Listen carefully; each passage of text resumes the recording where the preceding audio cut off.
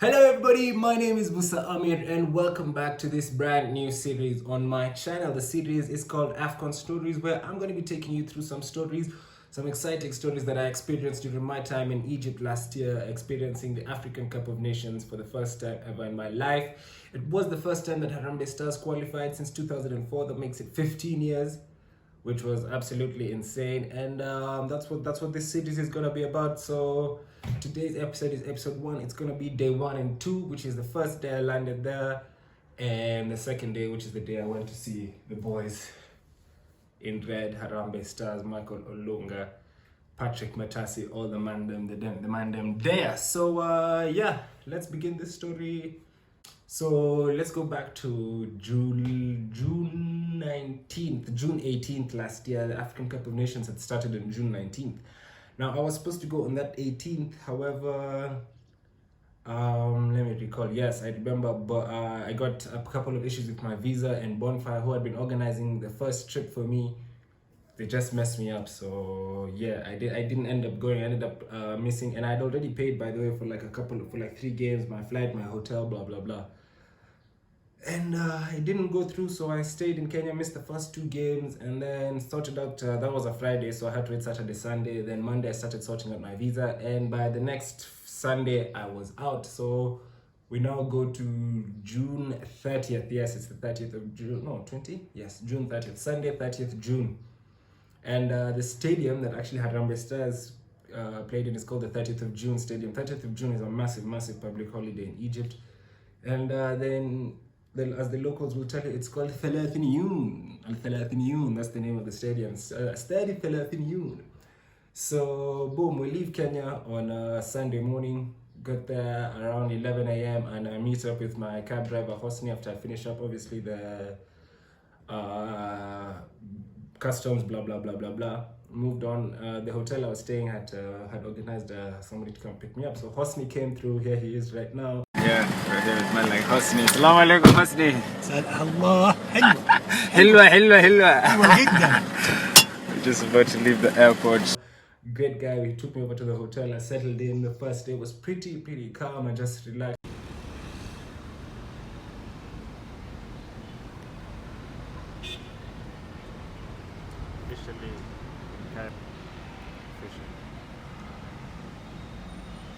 I had been connected with a couple of guys there, so I tried to reach them. We met up. They took me to dinner, took me to get a haircut. You'll see it as well right here.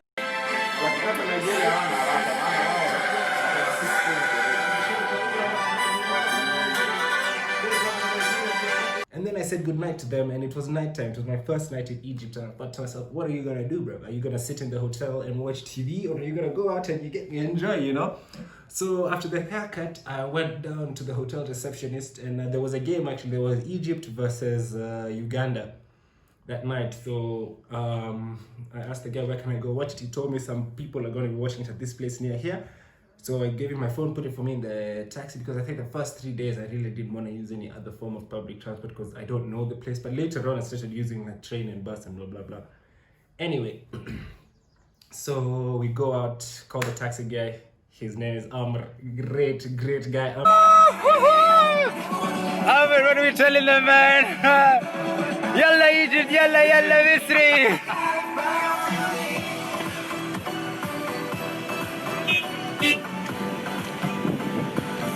Amr, great guy. He took me to watch the game, Egypt versus Uganda. If you recall, Egypt won 2-0. And so after that, I didn't know what to do. It was still so early in the night. It was about 11 p.m. Anyway. So that's first night I go back to my hotel, and it's still too early. So I asked the receptionist again, like, yo, where can I go to enjoy myself? I just want to have a good time. So he's like, you want club, disco. I said, no, disco. I just want a nice place to enjoy myself. He said, okay, I tell you. He writes for me this name, Sunesta Hotel, Al Funduk Sunesta, yeah? It's a nice fancy hotel somewhere in the middle of town. Me, where I was staying was just an ID one. It was average. It was just all right, you know? And so he's like, yeah, you can go there. You'll have a nice time, I promise you. So I thought to myself, and I know myself, if you guys know me, you know that Musa has issues with his phone. Like, it is standard procedure. I've lost my phone several times, but it's okay. So on this first night, I told myself, Musa, you're here the first night in Egypt. Don't lose your phone. So I decided I'm gonna go out, but I'm gonna leave my phone in the hotel. The hotel that I was staying at. So I left it, called a cab, went to Funuk Sunesta. I got to Sunesta Funuk, I go sit at the receptionist, look for, just a nice place to start chilling, talking to people. And I'm sat at the receptionist, and now there's a sort of a restaurant place there, something like that, It's a really, really big hotel, blah, blah, blah. Very fancy, by the way. And remind you, I didn't have my phone this time, yeah? And I noticed that behind me, there's a bunch of guys sitting, and they're all wearing like uniform, like a t-shirt and shorts, and they all look sports people. And mind you, it's the middle of Afcon, so I look back and I notice on the shirt right here, it says NFA, but I'm like, Nigerian Football Association? Nah, these guys are not Nigerians. You would know if they were Nigerian. It was a bit more calm, you didn't really notice the distinct accent. I didn't even notice any accent at all, actually. So if you know me, you know I love people. So I just turned around and I was like, hey guys, how you doing? And they're like, hey, how are you doing, And we started talking, and I asked them if they're part of a team. They're like, yeah, can you guess which one?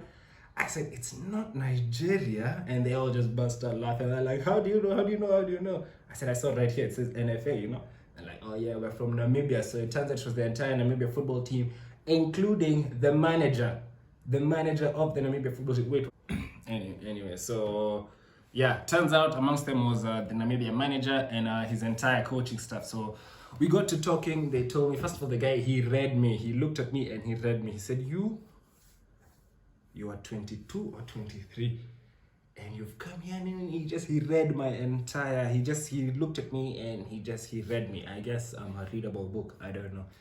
Anyway, so his name was Ricardo Manelli. He introduced himself, introduced the rest of his team, and I was so lucky to meet them. And I just thought to myself, why don't you have your phone?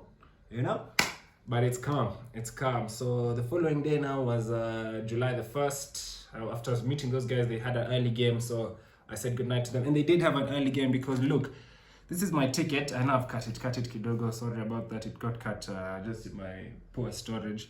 But if you look right here, it says Kenya versus Senegal, which is the game I went to, and then Namibia versus Cote d'Ivoire. So if you buy one ticket, you enter the stadium for all the games that are in that stadium today, especially in the group stage. So the following day when I'm going to watch Harambee Stars, the first game that's going on is Namibia versus Cote d'Ivoire. And guess who's there? Ricardo Manelli, right there. The man who I met last night is shouting on the sideline. So boom, that was the first night. Went back to sleep, had a great first night. And the following day I was moving hotels. Anyway, so let me just get you guys a small update by this. So for you to enter the stadium, you cannot enter the stadium without this. This is your fan ID and the ticket. So you come in, your fan ID is scanned, and then you show the ticket, and then you just beep, and then you go in, And yeah, so every story we tell with whatever, we will have its ticket, because I kept all my tickets. And the worst thing is that the only Harambee Stars game I went, the ticket was in such poor condition. But there you see, Harambee Stars, Kenya versus Senegal, which is the story we are literally just about to get into, because it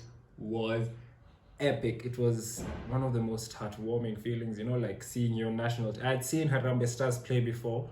So Harambee Stars Day, we entered the stadium. I was working, I told you, I was doing social media for the company that I was working for at the time, and doing Instagram stories, blah blah blah, just making sure that the people at home could get the the immersive feeling of in the stadium. And I recall entering the stadium like this, yeah. So at this point I knew nobody, by the way. I knew zero people. I had met some guys at a hotel who were also Kenyans, but we were not going together.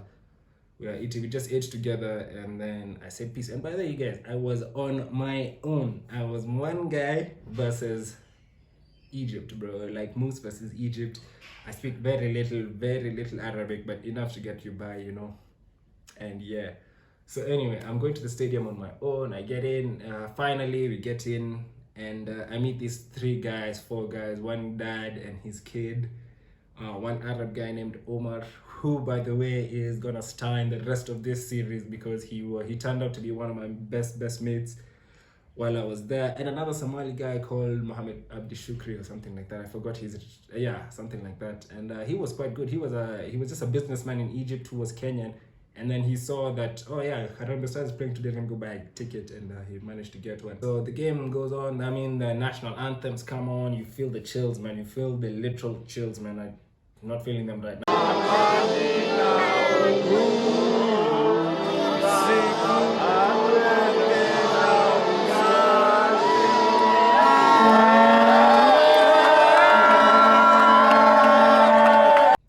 goes on.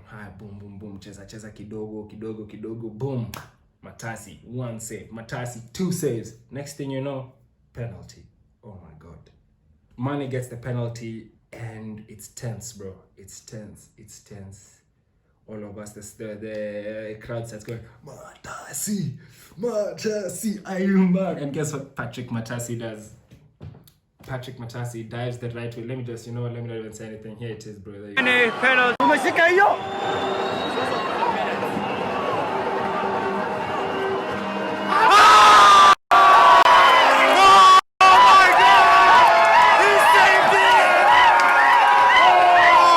The crowd went mad. We were so, bro, I can't even explain it, man. You'll just see the scenes right here.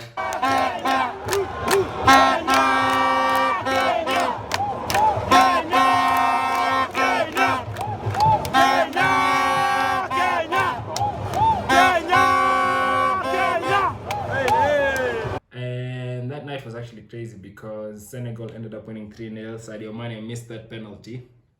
But then the goal that he scored to make it 2-0 was Matasi's error. Massive error. Keeper came out.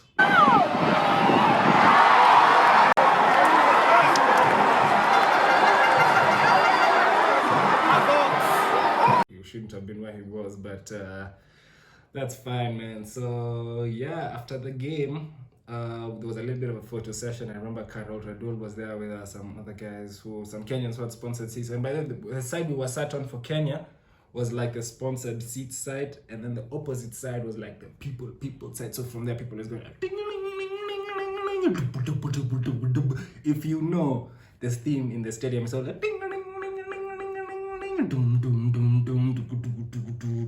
bro, the stadium is lit, man. I love it. Yeah, and so Kenya lost 3-0, which is quite sad because we actually got eliminated. We had a chance if we lost like 2-0 maybe, or 1-0 only, we might have qualified because of goal difference. We had beat Tanzania 2-3 days before, 3-2. Michael Olunga obviously killing it, bicycle kick, if you remember.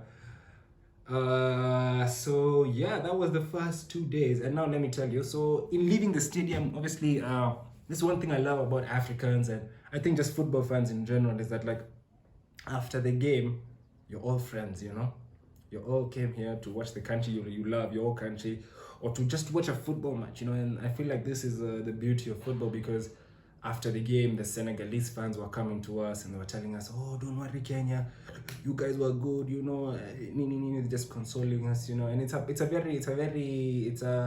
a popular theme.